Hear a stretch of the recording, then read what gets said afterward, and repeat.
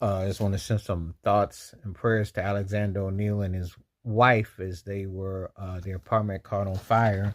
Got the word that there was a big blaze where they were, and prior to this apartment fire happening, he was actually in the hospital for his enlarged heart. He had bronchitis. He was dealing with some serious health issues.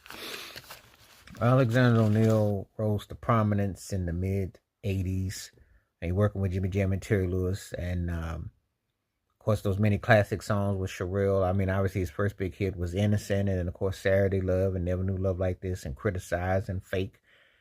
And one of the best vocalists of his time, um, versatile talent.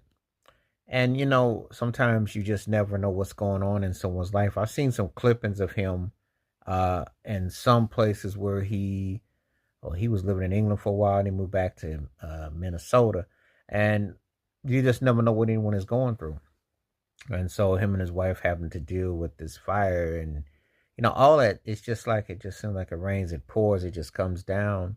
And it was just pretty much jarring to hear the news because it came out over the weekends that him and his wife were in the hospital because the apartment caught fire. Most importantly, he's all right. But just think about it. 2 years prior, he was on almost on like life support, dealing with health issues, and so you just never know what anyone is going through. He was my favorite vocalist to come from the Minneapolis scene, um, and one of the best vocalists I heard back in the day. I enjoyed quite a few of his recordings and the stuff he did with Jam and Lewis, etc. And I like his way he would speak on different topics and things. He's one of those kind of people that he keep it real. He gave Prince his props, but he also called Prince out on some of the stuff he did. So he was a balanced cat, and he spoke out about the industry and different things and so on and so forth. So, but anyway, and of course, like I said before earlier, loved all the stuff that him and Sherelle would do. But this is a very serious situation, and these things is that you just hope that people will be okay and that there will be some hope and letting people know that you're thinking about them because you just never know.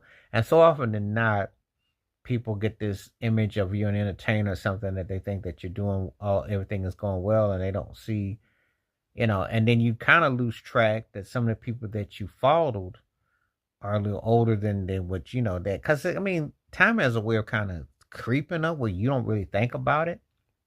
I didn't know he was 72, and I know but he's been around. He's been around forever and a day. So it's like you got to rewind.